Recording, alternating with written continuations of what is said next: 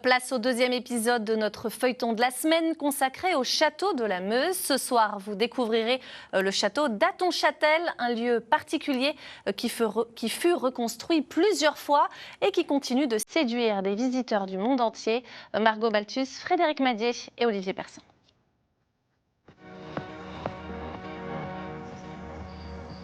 Situé en hauteur, le château d'Athon-Châtel domine la vallée de la Meuse et ses vignes.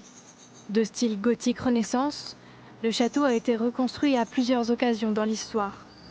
Fabien Calvi, ancien directeur, en connaît par cœur tous les détails. Ce qu'on voit là, ici, derrière nous, tout ça, ça a été reconstruit en 1923, entre 1923 et 1928, grâce à une dame qui s'appelle Belle Skinner, la bienfaitrice américaine, qui est tombée amoureuse de l'endroit aussi, comme beaucoup de gens. Tous les gens qui passent ici tombent amoureux de l'endroit, en fait. C'est un endroit qui est particulier. Elle va y investir une fortune colossale. À l'époque, on estime $1 million. On est en 1923. Ça correspondrait, si on devait faire l'échange, à 500 millions d'euros aujourd'hui. Donc elle va reconstruire et réimaginer la globalité du château. Depuis, le château a été transformé en hôtel. Quand les clients arrivent, ils sont accueillis dans l'une des 60 pièces du bâtiment par Antoine Robert. J'ai pas besoin de faire grand-chose puisque, en général, lorsque le client rentre, il est subjugué par la beauté du lieu. Et en général, assez rapidement, la première chose qu'il demande, c'est quelle est l'histoire de ce château.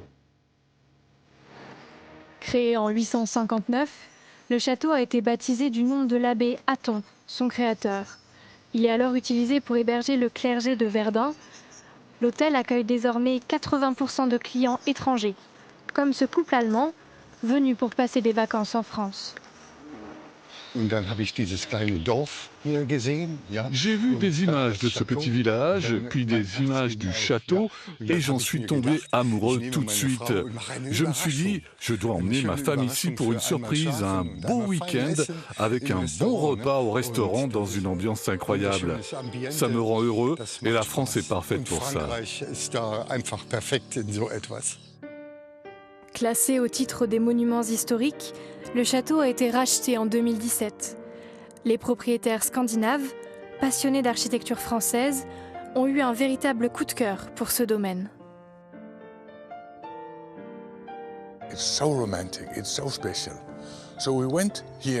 C'est si romantique, tellement spécial. Quand nous sommes venus ici pour la première fois, c'était le mois de février. Il faisait froid, il y avait de la neige, on ne pouvait rien voir du tout, tellement les nuages étaient bas. Mais c'était magnifique, c'était tellement beau. Nous devions acheter ce château. On est très content de l'avoir fait, mais on ne l'a pas acheté pour l'argent.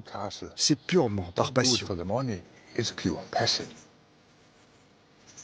En voulant conserver l'esprit et l'histoire du lieu, les propriétaires accueillent les touristes de toutes les nationalités pour leur offrir la vie de château à la française.